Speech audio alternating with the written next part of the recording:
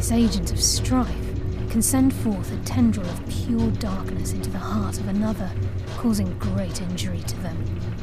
At the same time, this tether will bolster the agent's own life force, making him stronger. The agent of stealth is the master of remaining unseen.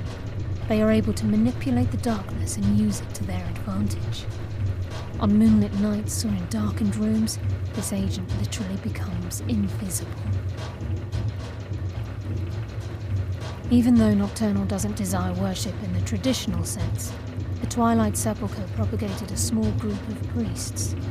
Of course, they'd never come into direct contact with Nocturnal, but they insisted they had her favor.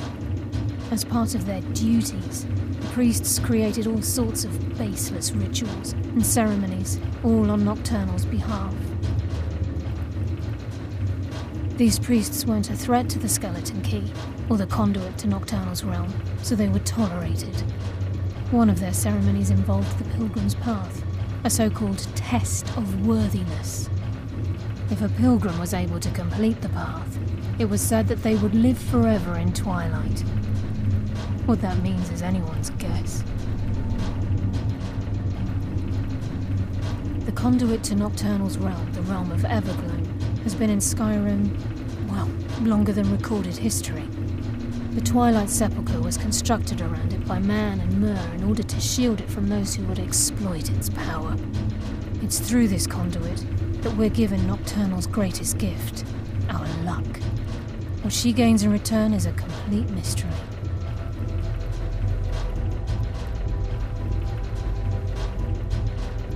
She's the mistress of night and darkness, and the patron of every thief in Tamriel. Nocturnal isn't one for worship and reverence. There are no priests and no sermons, no services, and no alms. She influences our luck, and in return, demands payment. You're closer to understanding than you realize.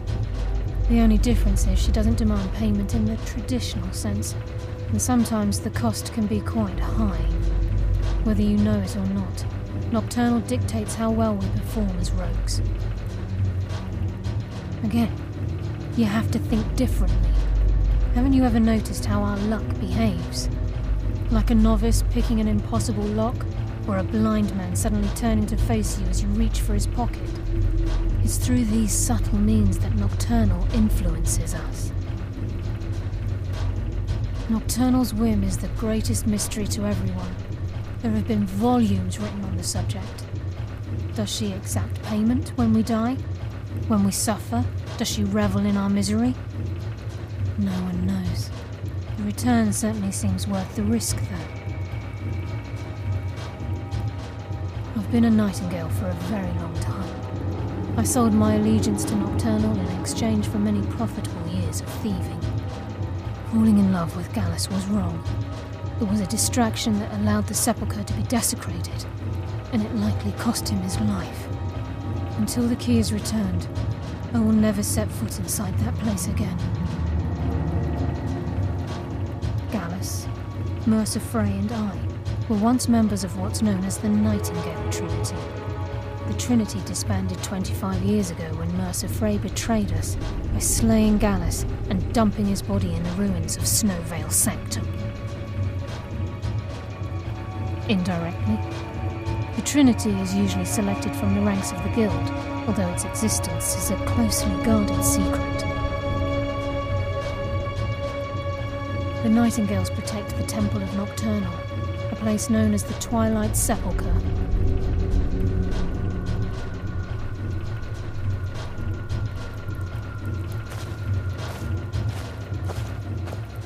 Yes, fellow Nightingale?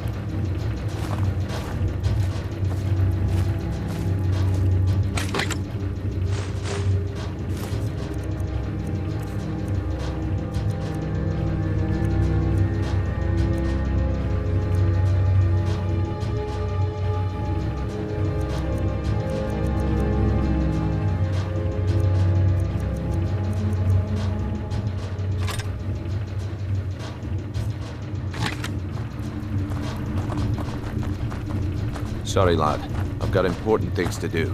We'll speak another time. Yes, fellow Nightingale? Yes, fellow Nightingale?